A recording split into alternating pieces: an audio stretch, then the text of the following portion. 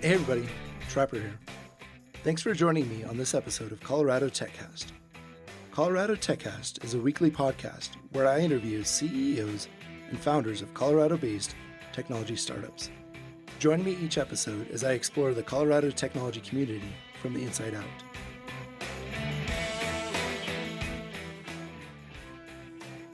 I'm joined again by Frannon Matthews, President and CEO of the Colorado Technology Association.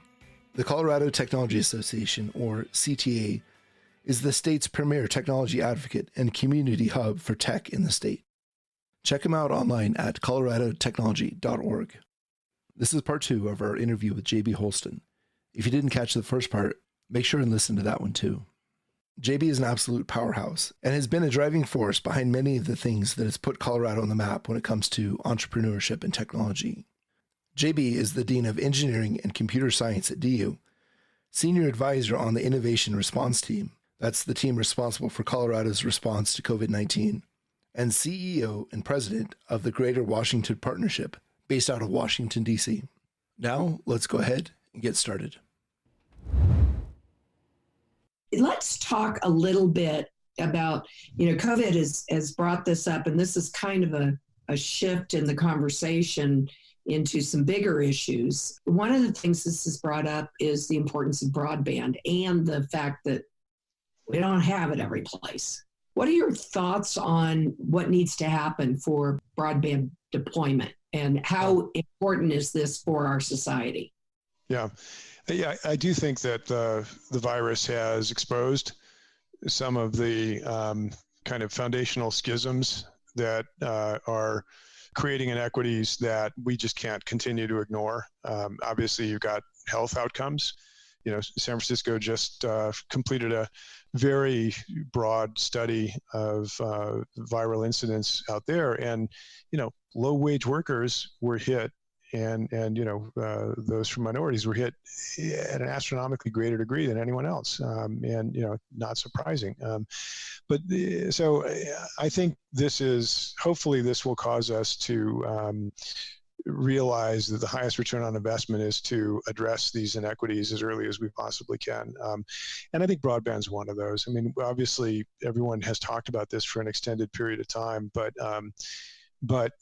as an educator, we see it in a very direct way.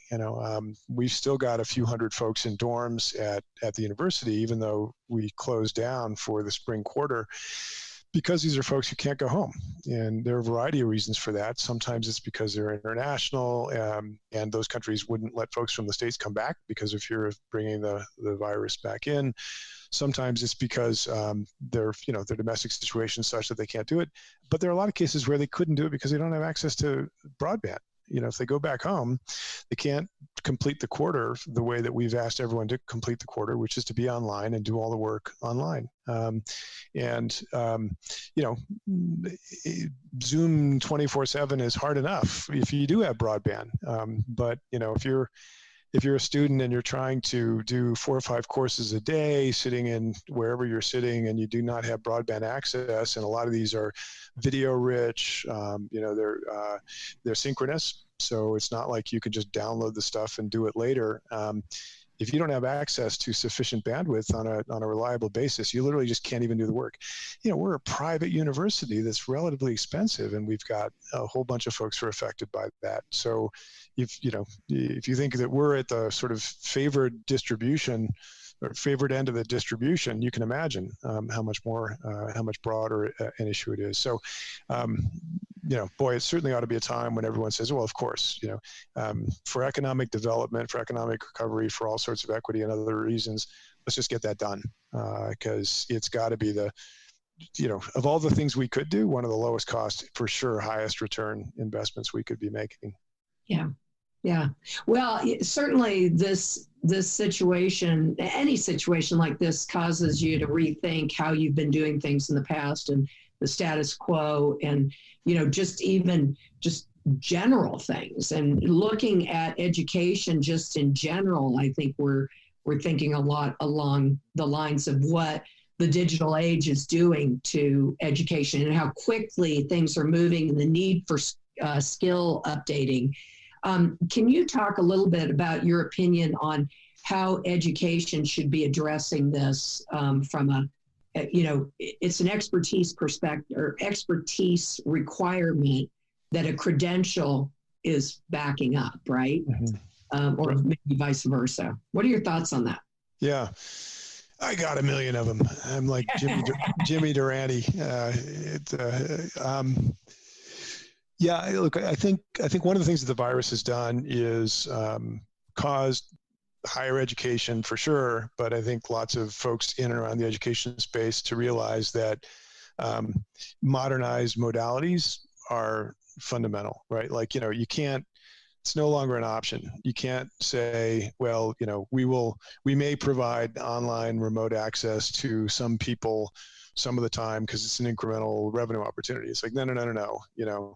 You got to have remote capability always on, because you never know, right? It's a resilience thing. We just all found out, right? Like, you got to be able to do it for everybody suddenly, and you didn't expect to do that. But it also is a way to add much more value in much more modern ways to kind of a modern learner. But I think related to that, and I think gets to your point, Franny, I think everyone understands, and certainly the next, like the kids that we're educating now, they're going to be lifelong learners, and they know it. They know they're going to be accumulating skills and credentials and certificates and capabilities real time all the time throughout their lives. I've been advocating for a while, and I wasn't the first one to think of this. I like to say that I am, but I'm not. Georgia Tech came out with a strategic plan a couple of years ago, and they mooted the idea. They said, well, why shouldn't, I did coin the term, but why shouldn't we have university as a service, right? Like, you've got software as a service where you subscribe for as long as it's relevant, and dip in, dip out, depending on how much you want. Spotify on the consumer side, whatever it may be. Otherwise, why couldn't education be that way? So when some future University of Denver prospective student becomes a subscriber for their lifetime, they can choose how much they want to take online when, how much do they want to do in person when, which certificate, 8-week certificate do they want to get in order to upskill. And these things could be stackable, right? Like, we've got a stackable master's degree in systems engineering for Lockheed Martin, for example, that we provide. But these are 3 interchangeable certificates that the students can stack to get the master's if they decide they want to go that far. But a lot of them don't. They don't need that. They need just this component of. So I think people are waking up really quickly to the fact that that's the way, right? Like, multimodality, lifelong learning, constant upskilling. And the bigger brands, the bigger higher ed brands, are going to be able to have that kind of lifelong relationship, branded relationship that frankly, they can monetize. Right. I'm a double Stanford alum, and I get so much great free online opportunities from those folks through the Alumni Association. It's like I'm giving more than I would have otherwise if they didn't do that. So I think what the COVID crisis is doing is causing everyone to realize that multimodality is foundational for education. But I think that in itself is very supportive of this move to supporting lifelong learners, as well. I was thinking about, as you were talking on that, we will have gotten there when we stop using the word alumni. Yeah, that's exactly right. Yeah. So let's pivot a little bit to emerging technologies. You've been a big proponent and really entrenched in what some of these emerging technologies are going to do for us and possibly to us. And you have been working with Senator Michael Bennett's office on the artificial intelligence strategy. Let's talk a little bit about that. Yeah. And that reminds me that I wanted to talk a little bit. So I'll go off course and I'll come back to that if it's okay, Franny, for a second. Good. So we're talking about the public-private partnership. So I'll just give you one story that I think really speaks to Colorado. So I got a call pre-COVID, so it was 9 or 10 pandemics ago. I don't know, but I got a call basically, from the governor's folks saying, "Hey, we're going to have to go buy all of this PPE immediately, and can you help? And one of the things that we realized was we needed to test that stuff, right? We were going to be buying all these notional N95 masks from wherever. And, subsequently you've seen all of the kind of coverage about all this. So literally over the weekend, we got probably 60 folks from all of the higher ed institutions across Colorado and all the federal labs based in Colorado to collectively work to create a testing protocol, so that that as we brought this stuff in, we had a method to test it, to verify, because it was pretty clear with the Wild West of procurement that was going on, you weren't going to know, right? And if an N95 mask is actually an N-30 mask, then that's bad. Don't give it to a nurse. But the speed with which we were able to get that done, and the efficacy with which it was able to work quietly, right? I mean, nobody talked about it. It wasn't a big deal. We just went out and got it done. I think it's just such a Colorado collaborative success story that I wanted to share it. And the AI thing is a little bit like that in that, the senator approached me probably about 18 months ago now. And, I'm sure you recall, the senator was behind getting the Patent and Trade Office here. He really was the instigator of the Blackstone Entrepreneurs Network. That started with a visit he made to Blackstone in New York when he found out about their initiatives out of their charitable foundation, and said, as you would want a senator to do, you ought to come out to Colorado and do it out there. And that really kicked off all of our efforts to bring that out here. So he and I had worked together on a variety of different initiatives in the past. And he approached me and basically had a conversation about automation, future of work, AI, all the stuff that now we talk about all the time. But particularly, what could Colorado do, right? Like, what was the differential opportunity for Colorado around all of that? And what we decided to do, and again, it's a very Colorado thing, is we just got a whole bunch of people around the table. So over the course of a little bit over a year, we had a whole bunch of different convenings that were kind of combinations of design sessions, working group efforts, et cetera.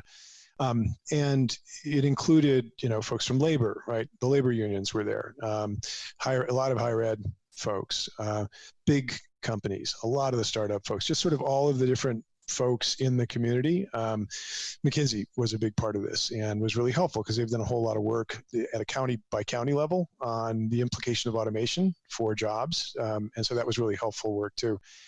And the objective was to sort of put our hands in this box and feel around and say, oh, it's a porcupine, or, there's nothing here, or it's a stinky skunk, just ignore it. Because we didn't really know going in whether, we didn't even know if there was a thesis that was valid, right? Like, is there a differentiated strategy for Colorado around AI and automation that made sense? And we did a lot of work, got a lot of people excited, came up with a few proposals that were quite actionable, and then COVID hit.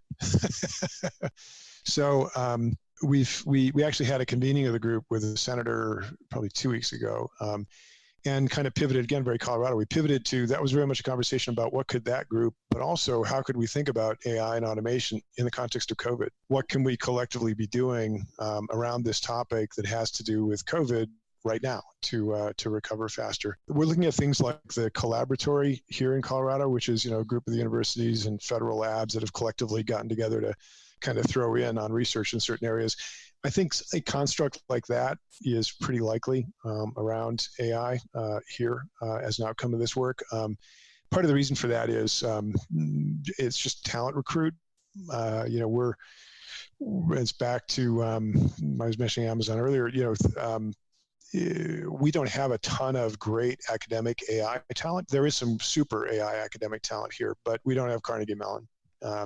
In computer vision, we don't have, MIT just started a new school of computing all about automation and AI with $1 billion gift. So, so far, no one's yet dropped $1 billion gift on one of our finer higher ed establishments here in the States.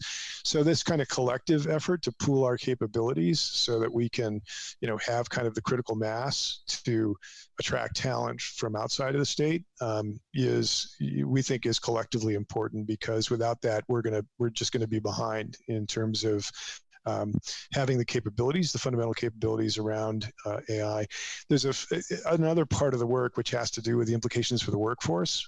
And that's a lot more about, as we automate various tasks within various jobs, what proportion of what jobs where are going to go away. How do you skill up? It's back to the conversation, Franny, we were having earlier about, kind of lifelong learning. How do you skill up? And I think that work will probably continue as well, although that may be in parallel to kind of the collab kind of an effort, which is a little bit more research oriented and a little bit more high-end talent focused around AI and recruit.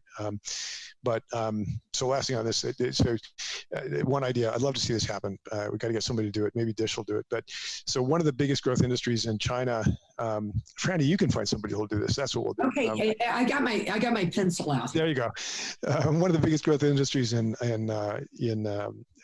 rural areas of China over the last couple of years have been data farms, where essentially what they do is they set up these big areas where they're essentially flowing in massive volumes of data that needs to be pre-processed, tagged, if you will, for use by algorithmic systems. And turns out that is a great step on the way toward digital literacy and digital capability and digital jobs.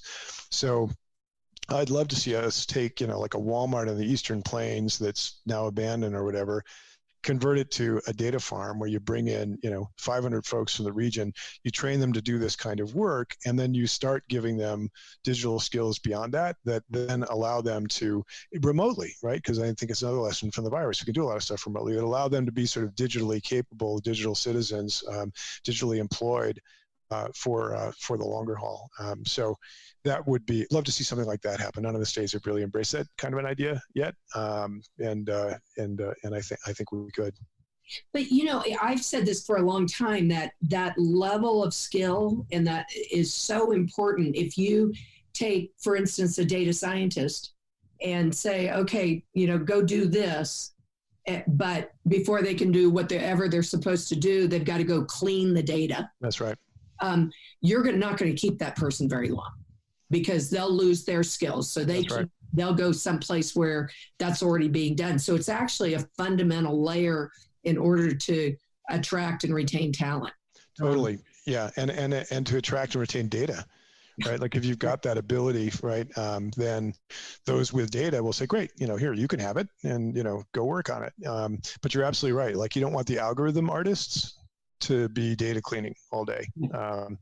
But, someone may become an algorithm artist down the line if they started as a data cleanser and data farmer. Well, yeah, and they're doing something repetitive and they're like, you know what, this could be automated. And all of a sudden you've got somebody thinking along the lines, the stepping stones of data science. Yeah. It's fascinating. I would like to talk to you in all your work with artificial intelligence. Has Senator Bennett's office incorporated any of the ethics around this, or has it been mostly on? Yeah. No, it's a great question, and it's a big part of the conversation for sure. And a lot of the universities are, there's probably a little bit more capability looking at sort of the ethical implications of AI and automation at the research level in Colorado than there is at the algorithmic level, ironically. Yeah, for sure, it's a big part of the conversation as well. Privacy, algorithmic bias, all the issues that you mentioned. So, if you think about a collab kind of construct, I don't think that wouldn't be limited to, and in fact, it shouldn't try to focus on competing with Carnegie Mellon and computer vision or something like that, because none of our higher ed institutions on their own or collectively have the ability to do that. But it can look at a lot of the applications of a lot of these things and a lot of the implications of a lot of these things. And a lot of those implications they're legal, they're ethical, they're policy as much as, if not more than anything else. So yeah, that's been a big part of the conversation as well. Some of as you can imagine, if you're a big defense contractor, you're really, really interested in having the biggest pipeline possible of algorithmic artists as fast as possible. And so that's your focus. But the policy folks, and certainly, Senator Bennett in particular is concerned about equity in everything they do. And, automation as a trend has the possibility to create greater inequities for sure.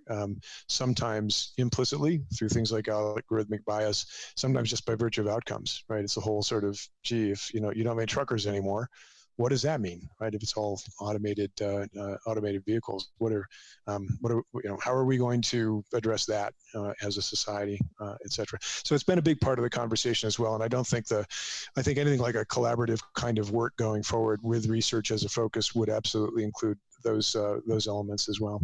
Yeah. Yeah. And to your point on, we will have jobs that are existing today that won't be needed in the future. And it's easy to say, these new emerging technologies are going to create all these jobs, but that transition point at the human level is very, very difficult. Totally. Yeah. And so robotics companies are trading at their highest valuations ever now. And that's because people are like, hey, it'd be really good if there's no human in any system because they carry viruses, they're surfaces that can get sick. So we could see some of these trends accelerating, right? Like you could see, retail, right? You got to believe Kroger is looking really hard at how much more automation they could have within their system, because here's a fun factoid. Denmark has had no outbreaks in their meatpacking plants because those plants are almost entirely roboticized. Yeah, that's what I was thinking too, is when you see these huge outbreaks, so you're thinking that that's the next step. So anyway, one thing we haven't chatted much about is your media experience and your opinions on publishing. I know that you were you led Ziff Davis International for a number of years, and you and I have had conversations about your views on independent media and the importance of local media. Can you talk a little bit about that too? Yeah. For me, independent media and democracy are completely synonymous. I just don't think you can have one without the other. As everyone knows, we have been losing the former at maybe a pace only overtaken by the pace at which the virus has overtaken all of us. And I just think that's fundamentally problematic. So one of the things I've done, I care a ton. I think it's an issue. I think it's a fundamental issue. I think it's kind of it's a public good issue, right? And I think, independent media is so foundational to democracy that we also just think of it as a public good. So one of the things we did is about 2 years ago now, I set up this initiative called the Colorado Media Project. And the motivation behind that was that, the Denver Post had been going through its latest round of layoffs. And so a bunch of the folks at the Post called up and said, literally, this was the conversation, billionaires, save us. So, we actually, there was a squirrel on my back porch sticking its face in my glass of half-drunk scotch. I just thought I'd share that with you guys because there may be some unexpected outcomes here. Oh my gosh. Things that happen in a Zoom world that don't happen. Yeah, I think you should go out there with a little bit of peanut butter for him afterwards. Yeah, totally. I gotta feed the snack there. Sorry about that. Actually, a number of us sat down and sort of looked at what that would mean. We said, hey, if you buy the Post, what would that look like? And we very quickly said that would be a really foolhardy thing to do. Why? Because the owner has no intention of selling it at a price that would make any sense. But secondly, unfortunately, after you buy it, you own it. And, it's got great journalists. It's doing some great work, but it also has it's just, back to the conversation we were having about modalities in education. Modalities in media have shifted fundamentally. Sort of the classic old drop the paper at the end of the driveway in the morning just doesn't do it anymore.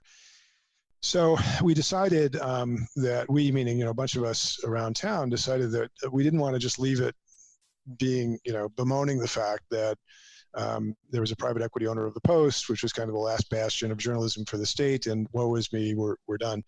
So we created this project, classic sort of Colorado collaborative. We said, what are we going to solve for? I don't know. Let's figure it out. How long are we going to do it? I don't know. Let's give it a shot. How are we going to do it? let's be agile, right? Let's do a bunch of design thinking scenarios. Let's go out, talk to folks in the community. Let's do some iterative, quick development. So we spent the summer doing exactly that. We had a bunch of the current journalistic outlets involved. We had a bunch of higher ed involved. We had industry involved, the innovation community involved. And then we went out and we just did a bunch of design sprints, moderated by some design thinking folks from IDEO, et cetera. And at the end of the summer, we said, well, we should keep this going because we haven't solved the problem. We haven't watered the news desert in Colorado, but if we just drop this, nothing's going to happen. So the Gates Family Foundation stepped up, a bunch of other foundations as well, and we made it a sort of a quasi-permanent entity. And then we got to work. And the Boston Consulting Group wrote a 10-year financial plan for the Colorado Sun as one activity. We brokered the merger of Denverite into Colorado Public Radio as another activity. We looked at a whole bunch of policy proposals to potentially fund independent journalism on a state level. We had a lot of work done on different revenue models for different entities. And that work has been all about trying to do two things. One, make the case that this is a public good and everybody should care, because historically people were like, well, they're private owners of the media and some go, some stay, whatever. It's not that way anymore, right? We all have to step up either as members and subscribers or something, or it will go away. It has gone away. And then to try to find sustainable, scalable models to fill the gap. And that's where a lot of the work has gone. What isn't there, and how do you come up with a sustainable model? And it's been interesting. I mean, I'm a big fan of the Colorado Sun. No secret, they're a B Corp. They're not a not-for-profit. I think that's fabulous, right? It's 10 folks who split off from the Denver Post, decided that they were going to own it, haven't taken any outside capital, have done wonderful work, and why shouldn't they be owners, right? I think that's a great thing. Incentives are entirely aligned. Nobody else is doing that. Nobody else really. So anyhow, the Colorado Media Project's gotten a lot of attention around the country as a way to get civic society to collectively care about this as an issue and kind of rally resources and support. And then things like the Sun are getting a lot of attention too, because they're just a different kind of model. It is only digital, but it isn't a not-for-profit. So it's sort of, I think those are good Colorado stories. Having said all that, Franny, haven't solved the problem, right? Readership, journalism coverage, all that, still way down. And that's just criminal, particularly in an economy like ours, which is booming, right? You got to have, there are way more stories now than there were 5 years ago that are really, really relevant for everybody, that are critical if you want to get the next group of folks to come in here and want to stay here. And we're not telling enough of those stories. So there's still a lot of work to do, but I'm glad for the effort that's gone on so far. Yeah, I mean, it's unique. And, I think back on when this all started to tumble, and it started to tumble when Google ads came on, and that the media industry's like, oh, that's never going to work. Well, guess what? It did. Yeah. And they got their legs cut out from under them from an advertising perspective.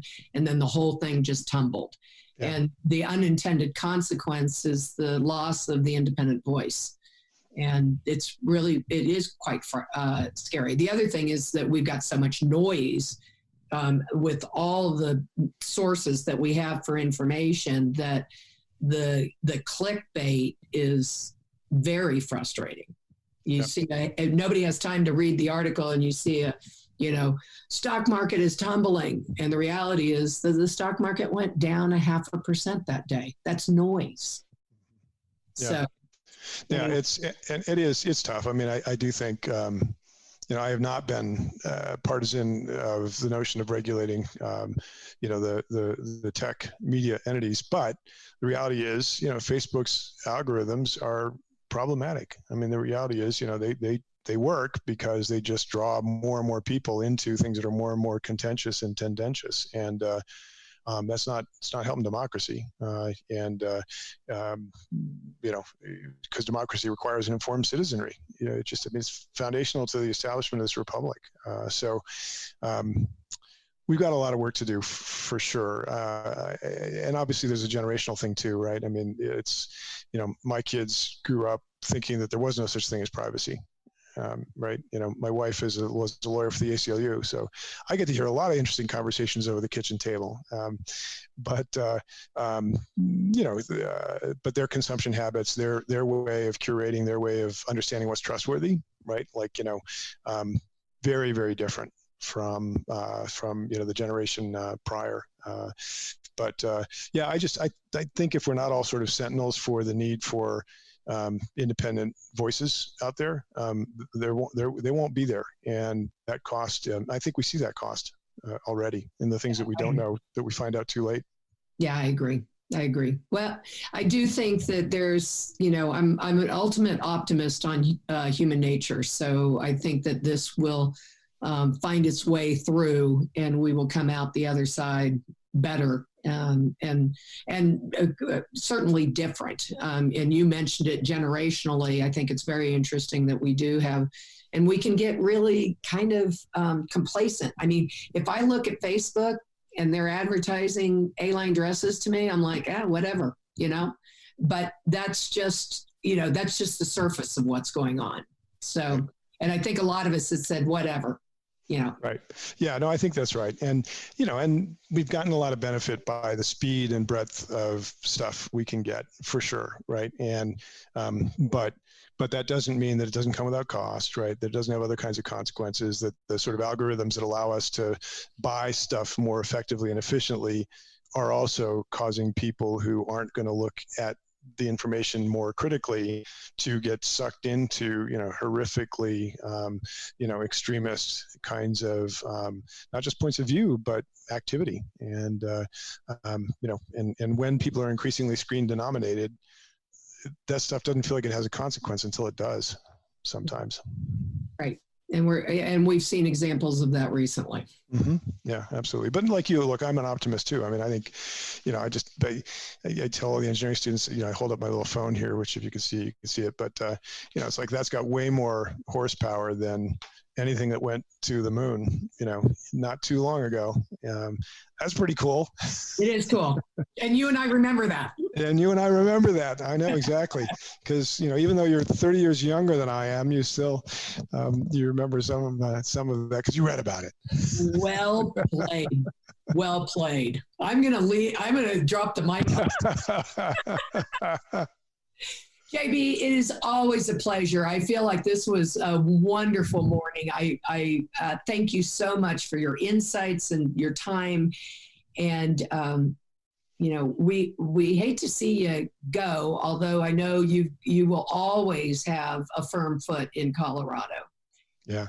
Well, thanks for that, Franny. Thanks for the time, Trapper, as well. And we're not going to go away. We're extending the network, not leaving one behind, and definitely we'll stay involved with Colorado things, keeping our place here and tend to come back. But yeah, I just did want to take a moment and say thanks so much for your leadership of CTA, Franny. It's one of those organizations that, as you know, has been a substantive part of the ecosystem here for a long time. It's become even more vital than I think it's been under your leadership. So thank you for that.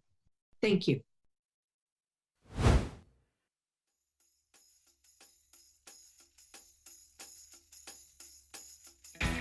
Thanks for listening to this episode.